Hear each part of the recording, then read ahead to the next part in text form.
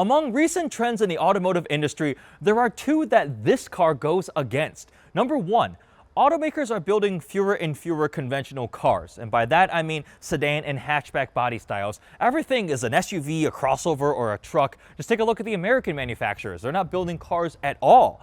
And number two, actually affordable entry-level options are few and far between. Take a look at the average new car transaction price. It's a little bit terrifying. Well, Kia is here to help change both of those things with this, the new K4. Kia did fly me out to California. They gave me this car to drive and review, and they are compensating me for my time spent on this video. So the K4 is the replacement for the Forte, their entry-level compact-sized sedan, and it will be available as both a sedan and a hatchback, and every single trim of the K4 starts at under $30,000, with the entry-level one starting at under $22,000. They did a lot of work to keep it affordable, but still stylish and pretty impressively filled with technology. In terms of the powertrain, the base engine for the K4 is a 2-liter naturally aspirated 4-cylinder that makes 147 horsepower and 132 pound-feet of torque. It is paired to a intelligently variable transmission, an IVT, which is a CVT. They're only front-wheel drive, but there is an optional upgrade engine for the GT line turbo. It is a 1.6-liter turbocharged 4-cylinder that makes 190 horsepower and 195 pound-feet of torque, and that one is paired to a conventional 8-speed torque converter automatic, again only front-wheel drive. The exterior styling of the K4 is pretty dang eye-catching. It brings the opposites united design language, and it definitely ties in with the rest of the Kia family. We have the star map LED DRLs up front and that signature orange amber color, and it evokes some design elements of the flagship EV9 SUV. So it's very, very bold up front. And this one, because it is a top-tier GT line turbo, has the little cube LED headlights here vertically stacked. We have standard LED lighting, and we have all sorts of gloss black trim. The paint color on this one is called Morning Haze, and it's this cool kind of gray-green color.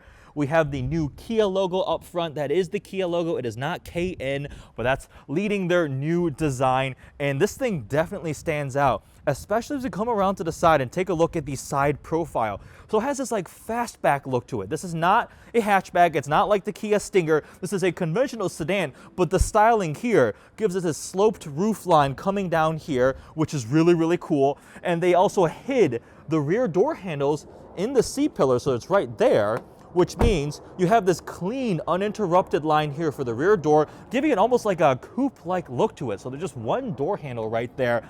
We have blacked out mirror housings here. We've got the full gloss black 18-inch wheels. The base wheels are 16s. They go to 17s, and then you have 18-inch wheels. And again, this one is a GT line turbo, so a very well-optioned, top-of-the-line one. So it's got all the nice elements to it.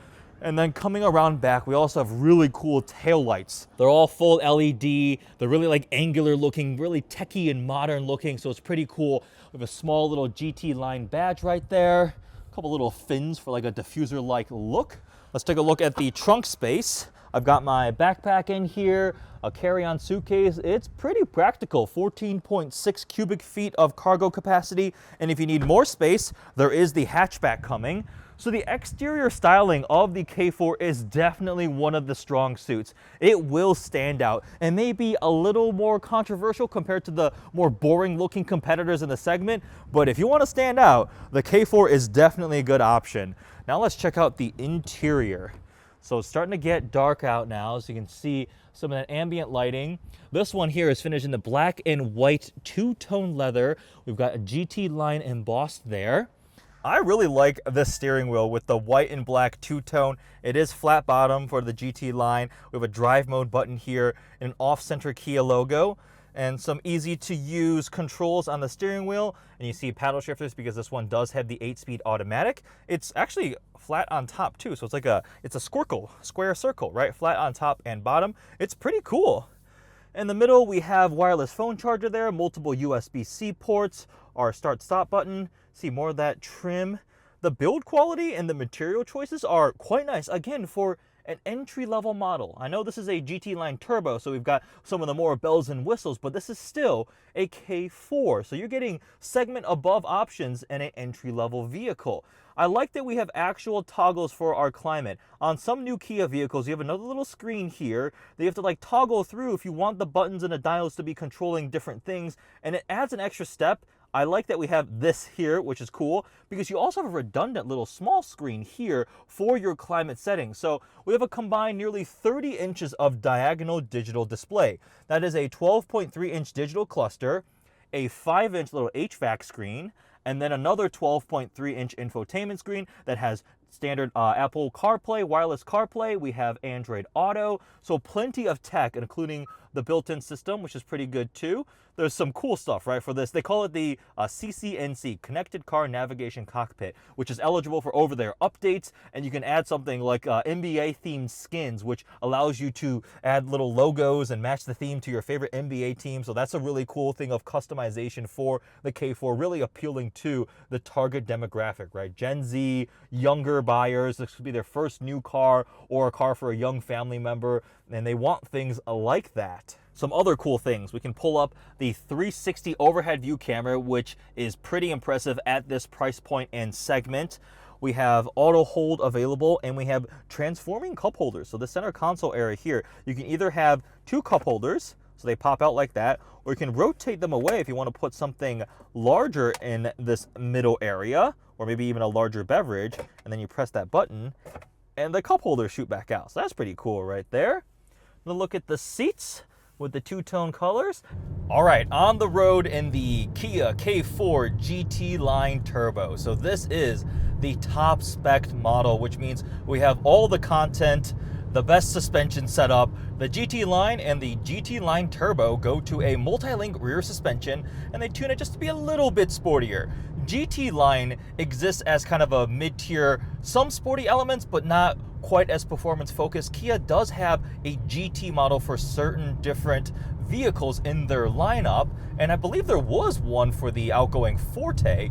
But GT Line just makes it look a little sportier. It's got some of the nicer creature comforts and tech features and so forth, and they sometimes make some mechanical changes. So both of these have the multi-link rear suspension, and because we have the turbo version of the GT Line at 1.6, we have paddle shifters because it again has an actual automatic transmission, an 8-speed auto, compared to the IVT, CVT in the 2-liter base naturally aspirated engine. We also have drive modes. We can go into sport mode, just two, test out the paddle shifters, downshifts. It's actually decently snappy. Lets me downshift all the way fairly high.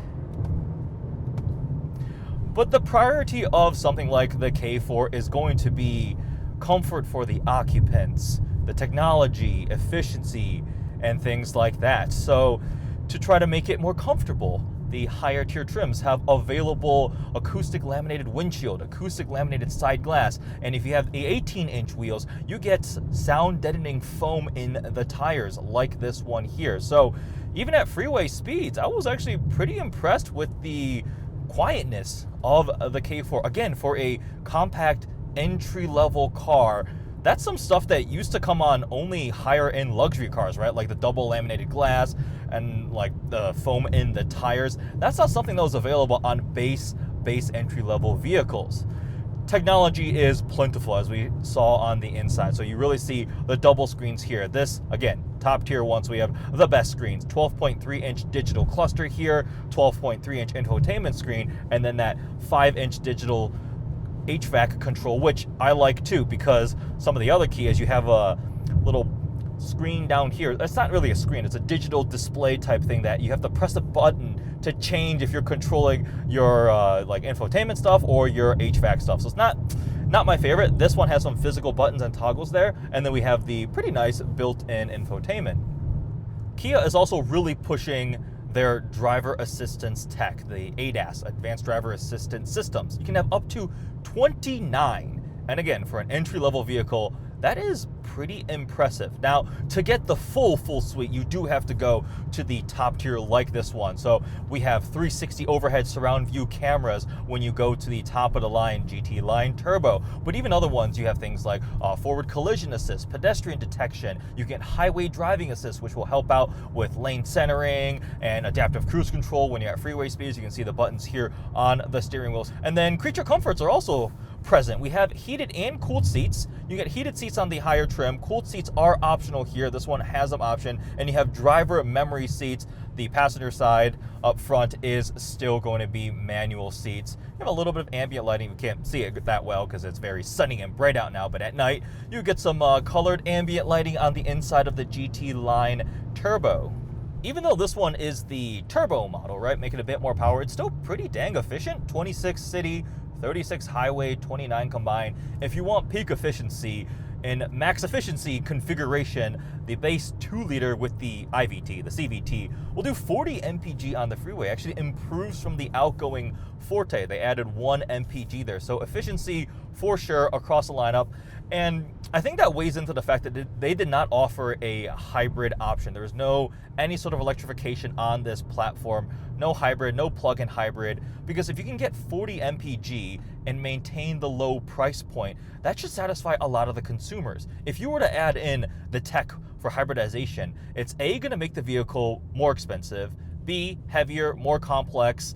So Kia just decided not to do it. There's plenty of electrified options in the Kia lineup. They are really going in on it with EV6, EV9, EV4. They're adding all the different numbers in, right?